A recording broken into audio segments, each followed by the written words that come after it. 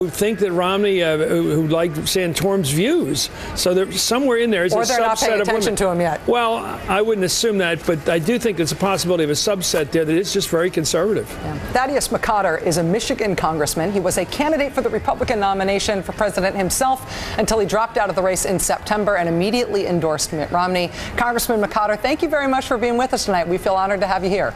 Oh, thanks for having me. Rachel, I don't know if I was dropped so much as pushed, but that's nitpicking. Well, when you look at how your candidate is faring tonight, obviously you've got to be happy with what happened in Arizona. But in Michigan, too close to call after he carried the state by 9 points in 2008. The Rick Santorum campaign earlier tonight was saying that they think they already won simply by making the Romney campaign sweat over what ought to be a sure thing for him. Does that too close to call characterization worry you? Well, I think lightning's going to strike me, but I do agree with the panel. It is too close to call at this point in time. And I think that in his heart of hearts, Senator Santorum wants to win the state. He wants to get delegates.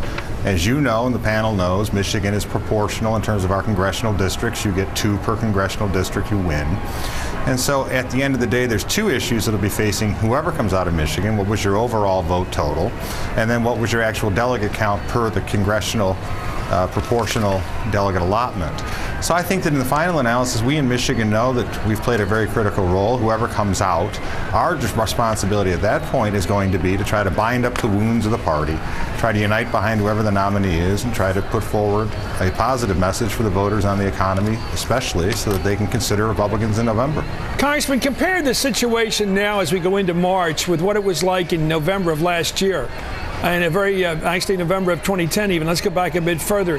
It looked to me, and I think most observers out there, that the whole, what I call the Scranton to Oshkosh arc across the Rust Belt was very much vulnerable to a big Republican win in 2012. Now I look at it, I look at your state, something like the 17 to 18 point spread is back again for the president. I look at his UAW reception today, overwhelmingly supportive there. Are you still hopeful that Michigan could go Republican, that states like Wisconsin could go Republican, that the big states in doubt are really still in doubt? Well, Chris, I'm as hopeful as an Irishman can ever be. But I think that you're making a very good point. I remember back in 2008 when, however loved they were by their own party, the primary contest between now President Obama and Senator Clinton was heartening to Republicans who thought that they were going to make hay out of this in the general. But in the end, the Democratic Party came back together.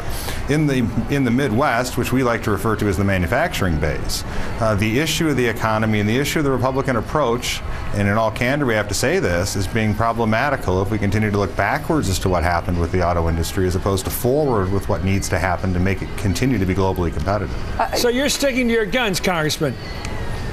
Well, I support the Second Amendment, yes. I had to say that because it's in the advertisement. You and I keep doing in all these shows. I keep saying it over and over again. Where's my royalty check? I think I deserve to give you one, but thank you. Congressman, when you were talking there, though, about the Republican position on the auto bailout, obviously that's not as big a deal for Michigan Republican primary voters as those of us outside Michigan would think, looking in at the state. You look at the polling, and Michigan Republicans aren't necessarily overwhelmingly in favor of the auto bailout, despite its successes. But you were supportive of the auto bailout. And I wonder, when you see the president's speech to the UAW today, you see his message based on the success of the auto bailout, you know that your candidate, Mitt Romney, put out that "Let Detroit Go Bankrupt" op-ed. Do you sometimes think that maybe it'd be better if this nomination, or if the general election fight was about God, guns, and gays, if it was about social issues, because maybe the economic issues might be trouble in states like Michigan for a Republican nominee? Well, first, even as a social conservative, I believe that the economy is going to be the #1 issue, and that's what the attention of the voters is going to be on. I don't think we should mute our principles in any realm, but I think we should absolutely focus on what is salient to the voters. In terms of the President of the United States, the speech to the UAW, I mean, they're a very supportive group of him.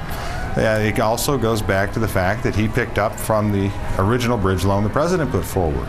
So I think that any candidate that goes forward has to talk about the economy and has to be able to put forward a message that's going to resonate with the voters, and we can't take any vote for granted.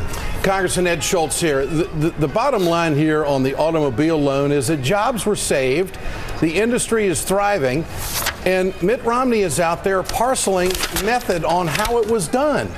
Who cares how it was done? A job is a job. An economic turnaround is an economic turnaround. A sale is a sale. Look at what GM is doing now.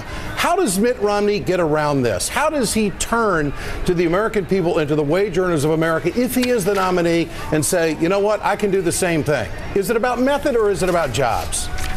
Well, it's clearly going to be about jobs, and I think that when you look at the Republican field as it currently is constituted and will remain till the nomination is secured, they all have the same position on the auto industry. But it's not simply the auto industry, as you point out. It's about blue-collar jobs, white-collar jobs, non-unionized, unionized jobs across the board, and the deindustrialization of America that would have even hastened had those companies been allowed to seize up, go into bankruptcy, and put hardworking men and women whose money went to the Wall Street bailout high and dry, and we would not be in a position, I would think, as a Republican Party or as a country, if we could sit back, watch communist China rise past us as we kick away the manufacturing base that made us great in this country. And I think that some far-sighted Republicans, not just in Michigan but elsewhere, people like my colleague Paul Ryan that also supported it, understand that it was not simply a dollars and cents issue, which we could make the case actually save the taxpayers money in social spending for the displaced workers and the problems that would have arisen there, but also allows the economy to grow and try to get it moving at this point in time, and eventually we will have globally competitive auto companies that will again lead the world and provide an economic engine for ourselves and for others. But what amazes me in all of that, Congressman, is that the Republican Party in unison was ready to say, we don't care about making cars in America, and we don't care what the ripple effect is when it comes to when it comes to plastics, when it comes to rubber, when it comes to glass, all of the things that go into the trickle-down effect in the suppliers. How could they be so wrong? And now still trying to come out and parcel their words as to why they are against it to this day. How is that going to be a political winner? Well, I'll grant you that the majority of the opposition to the auto bridge loan came from the Republican Party, but there were some Democrats that were against it too.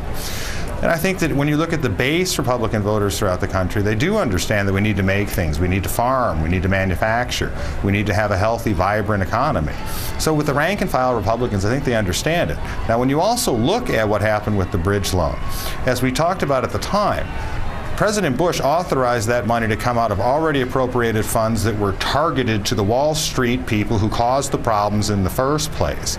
So to my fellow Republicans, I simply remind them, if you were in Congress at the point in time, or you were President Bush, you could leave all $700 billion of taxpayers' hard-earned money with the Wall Street people. You could take some of it back to Main Street to keep America a balanced, vibrant economy. To me, there was no choice. Congressman Thaddeus McCotter of Michigan, thank you for your time tonight, sir. And again, as a Romney supporter, even if you are one who disagrees with him on the auto bailout, congratulations on the win tonight in Arizona. We appreciate your time, sir. Thanks for having me. Again, summarizing the top news right now. Number one, Mitt Romney has won in Arizona. That is the NBC News projection of the